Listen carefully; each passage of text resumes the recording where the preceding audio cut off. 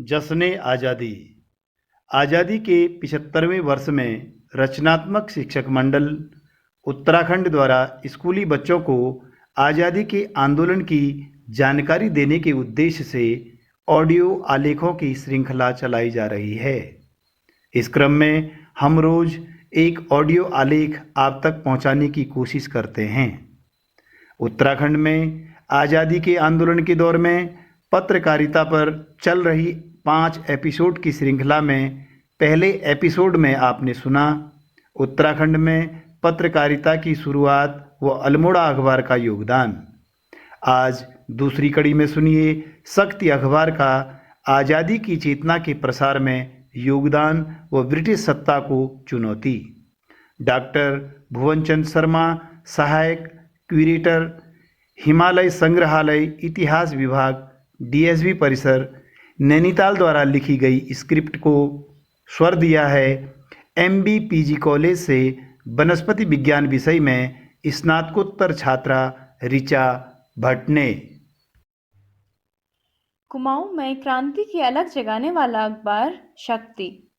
उत्तराखंड में पत्रकारिता के इतिहास की दृष्टि से सन 1918 अल्मोड़ा अखबार के बंद होने का वर्ष था, तो वहीं दूसरी ओर यहाँ के स्वाधीनता आंदोलन की दृष्टि से यहाँ की पत्रकारिता के लिए यह नए जागरण का भी वर्ष था, क्योंकि इसी साल अल्मोड़ा अखबार पर हुए अंग्रेजों के दमन के खिलाफ शक्ति जैसे निडर पत्र का उदय हुआ। इस अखबार ने राष्ट्रीय आंदोलन अर्थात भारत के स्वाधीनता संघर्ष की लगभग सभी घटनाओं पर अपनी बेबाक राय दी और इस हिमालयी क्षेत्र की जनता में स्वाधीनता संग्राम की लहरों को पहुंचाने का काम किया। इस पत्र के पहले संपादक वही बद्री दत्त पांडे बने जिन्होंने अल्मोड़ा अखबार को अंग्रेजों की नज़र में खतरनाक बना दिया था।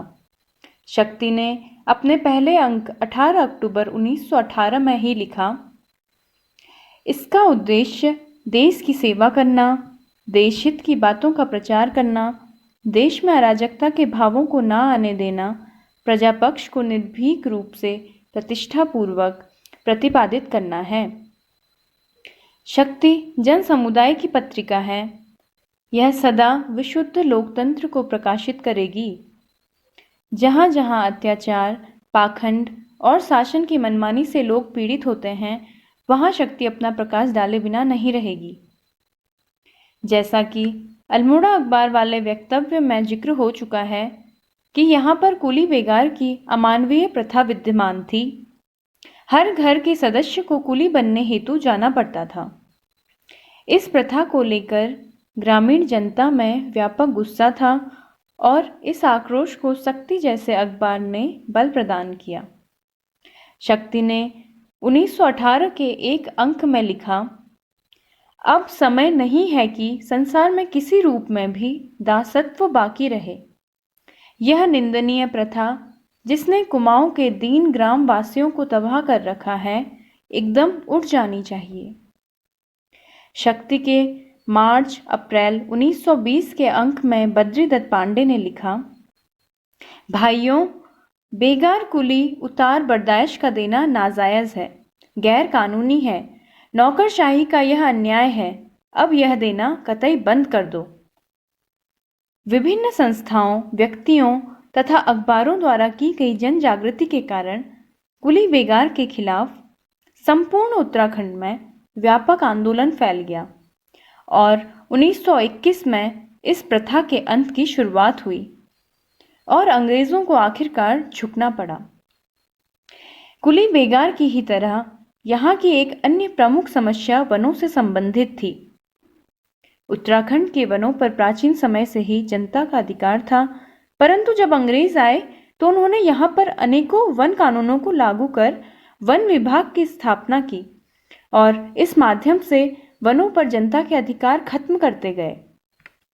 चूंकि यहाँ की ग्रामीण जनता की अधिकांश जरूरतें जैसे पशुओं हेतु चारा, जलावन व भवनों हेतु लकड़ी आदि वनों पर ही निर्भर थी, तो वनों पर अपने पहले से चले आ रहे अधिकारों को खत्म होता देख ग्रामीण जनता में अंग्रेजों के खिलाफ असंतोष बढ़ने लगा और इस गुस्से को यहाँ के अखबारों ने एक प्रबल मंच प्रदान किया। शक्ति इस आक्रोश को प्रकट करने वाले पत्रों में प्रमुख था। शक्ति ने 1920 के एक अंक में लिखा, जंगलात के महकमे से हम ग्रामवासी दीनहीन प्रजा को अत्यंत कष्ट है। एक फॉरेस्ट गार्ड की कलम पर सैकड़ों रुपया अर्थदंड रखा हुआ है। थोड़े ही समय में हजारों रुपया प्रजा दंड दे चुकी है। अब यहाँ एक ऐसा समय जंगलात में देखने में आ गया है कि आदमियों को कारागार का दंड भी भोगना पड़ा है।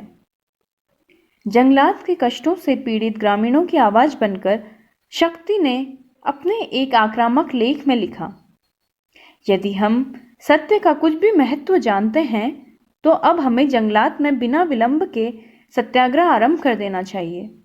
इसमें सत्य और असत्य का बड़ा भारी संग्राम होगा। सत्य यह है कि हाँ, जंगल हमारे हैं, हम इसके मालिक हैं। हमको अपनी संपत्ति बढ़ाने, घटाने या फूंकने का पूरा अधिकार है। हम इस सरकार के कानूनी हकों को अपना हक नहीं समझते। उनमें प्रायः स्वार्थ भरा होता है। हमको ईश्वर ने स्वत्व प्रदान किए हैं, वे ही हमारे असली अख्तियारान हैं। जहां एक ओर शक्ति क्षेत्रीय ग्रामीण मुद्दों को उठाकर जन जागरण कर रहा था, तो वहीं दूसरी ओर देश में हो रही हलचलों, आंदोलनों, विचारों से ग्रामीण जनता को परिचित करवा रहा था। शक्ति ने जनवरी 1921 के अंक में लिखा, आंदोलन व आलोचना का युग कभी बंद न होना चाहिए, ताकि राष्ट्र हर वक्त चेतनावस्था में रहे। अन्यथा यदि जाति सुसुप्तावस्था को प्राप्त हो जाती है तो नौकरशाही, जारशाही या नादिरशाही की तूती बोलने लगती है। पूरे देश में जब 1921 में असहयोग आंदोलन चला तो शक्ति ने इस आंदोलन का व्यापक प्रचार प्रसार किया। उसने लिखा, वास्तव में असहयोग का अस्त्र पूर्ण स्वराज की प्राप्ति के लिए अमोघ है। भारतवासियों, क्या ऐसा अत्युत्तम अवसर हाथ से खोओगे? क्या अब भी गुलाम ही रहोगे? कमर कस लो, स्वराज प्राप्त करना है। इस तरह से शक्ति भारतीय स्वाधीनता आंदोलन में शामिल होने हेतु लोगों को जागृत कर रहा था। 1929 के एक अंक में 33 करोड़ पराधीन क्यों शीर्षक लेख में शक्ति ने लिखा, 33 करोड़ लोगों को जिस दिन यह ज्ञात हो जाएगा कि पराधीन रहने के बराबर संसार में कोई पाप नहीं है, उसी दिन पृथ्वी में प्रलय आ जाएगा। पराधीनता के नाम पड़ी बेड़ियां कट जाएंगी और स्वतंत्रता की शहनाइयां सुमधुर ध्वनि से सहसा बजने लगेंगी। शक्ति ने यहाँ की सभी क्षेत्रीय और राष्ट्रीय समस्याओं को साथ साथ उठाने की कोशिश की। उसने यहाँ पर हुए विविध सामाजिक आंदोलनों को आगे बढ़ाने में भी महत्वपूर्ण भूमिका निभाई।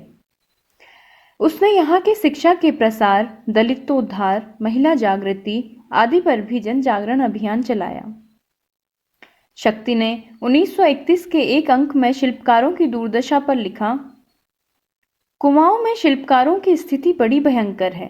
इनकी दरिद्रता, इनकी निरक्षरता प्रत्येक सहृदय को हिला देने वाली है। अब गणमान्य सर्वसाधारण देश हितैषियों का कर्तव्य है कि देश को जाति विद्वेष से बचाएं और दबे अंग की उचित आकांक्षाओं को पूर्ण करने का प्रयत्न करें। इसके अतिरिक्त शक्ति ने स्थानीय लेखकों, कवियों को भी मंच प्रदान किया। इसमें स्वाधीनता की भावना लिए हुए कविताओं को प्रमुखता से स्थान मिला। इसकी एक बानगी 1923 के शक्ति के अंक में प्रकाशित कुमाऊं के प्रसिद्ध राष्ट्रवादी कवि गौरदा की निम्न कविता है। ऐसी अनेक कविताओं, लेखों ने यहाँ के आम जनमानस में स्वाधीनता की भावना भरने में अमूल्य योगदान दिया।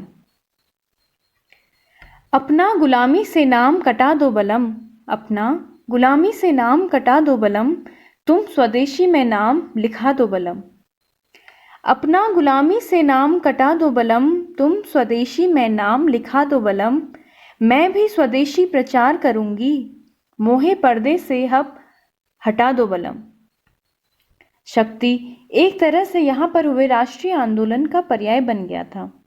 इसके संपादकों बद्री दत्त पांडे, विक्टर मोहन जोशी, दुर्गा दत्त पांडे, मनोहर पंत, राम सिंह धोनी, मथुरा दत्त त्रिवेदी, पूरन चंद तिवारी आदि ने अपने अपने लेखन के अंदाज में समाज में जागरूकता फैलाने का कार्य किया। शक्ति के अधिकांश संपादक खुद भी स्वाधीनता संग्राम सेनानी थे और कई बार जेल गए। इस तरह हम देखते हैं कि शक्ति द्वारा उस दौर में निभाई गई भूमिका के कारण इस पर्वतीय समाज में नव जागरण का अंकुर फूटा और कई आंदोलनों का जन्म हुआ। इस कारण उत्तराखंड की पत्रकारिता के इतिहास में शक्ति की गौरवशाली भूमिका अविस्मरणीय बनी रहेगी। धन्यवाद।